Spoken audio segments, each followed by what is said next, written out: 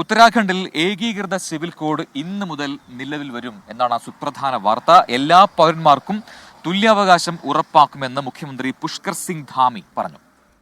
ST വിഭാഗത്തിനും മറ്റ് സുരക്ഷിത വിഭാഗങ്ങൾക്കും UCC ബാധകമാകില്ല എന്നും പറഞ്ഞിട്ടുണ്ട്. ഏകീകൃത സിവിൽ കോഡ് രാജ്യത്ത് നടപ്പാക്കുന്ന ആദ്യ സംസ്ഥാനമാണ് ഉത്തരാഖണ്ഡ്.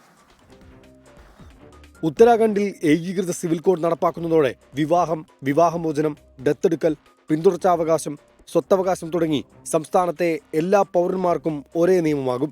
ജാതിയോ മതമോ ലിംഗഭേദമോ സംബന്ധിച്ച് പ്രത്യേക പരിഗണനകൾ ഉണ്ടാകില്ല. ഭൂമിയിലും സ്വത്തിലും മതം പരിഗണിക്കാതെ എല്ലാവർക്കും തുല്യ നിയമം.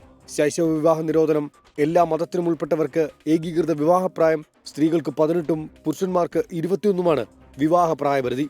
വിവാഹ ചടങ്ങുകളിൽ മതപരമായ ആചാരങ്ങൾ തുടരാമെങ്കിലും നിയമപരമായ അനുമതി നിർബന്ധമാണ്. ലിവിംഗ് ടുഗദർ ബന്ധങ്ങൾക്കും രജിസ്ട്രേഷൻ നിർബന്ധമാക്കി.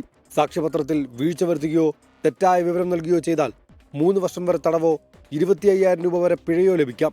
ഇത്തരം ബന്ധങ്ങളിൽ ജനിക്കുന്ന കുഞ്ഞുങ്ങൾക്ക് എല്ലാവിധ സ്വത്തവകാശവും ഉണ്ടാകും. ലിവിംഗ് ടുഗദർ റിലേഷനിലുള്ള സ്ത്രീ പുരുഷനാൽ വഞ്ചിക്കപ്പെട്ടാൽ ജീവനാംശം നൽകണം. UCC പോർട്ടൽ മുഖ്യമന്ത്രി ഇന്ന് ഉദ്ഘാടനം ചെയ്യും. ഇതിനായുള്ള എല്ലാ മുന്നൊരുക്കങ്ങളും പൂർത്തിയായി. പോർട്ടലിൽ ഓൺലൈനായും രജിസ്റ്റർ ചെയ്യാം. സർക്കാർ രൂപീകരിക്കുന്നതിന് മുൻപ് നൽകിയ വാഗ്ദാനമാണ് പാലിക്കുന്നതെന്ന് മുഖ്യമന്ത്രി പുഷ്കർ സിംഗ് ധാമി വ്യക്തമാക്കിയിട്ടുണ്ട്. ഉത്തരാഖണ്ഡിൽ താമസിക്കുന്ന എല്ലാവർക്കും സംസ്ഥാനത്തിന് പുറത്തു കഴിയുന്ന ഉത്തരാഖണ്ഡുകാർക്കും നിയമം ബാധകമാണ്.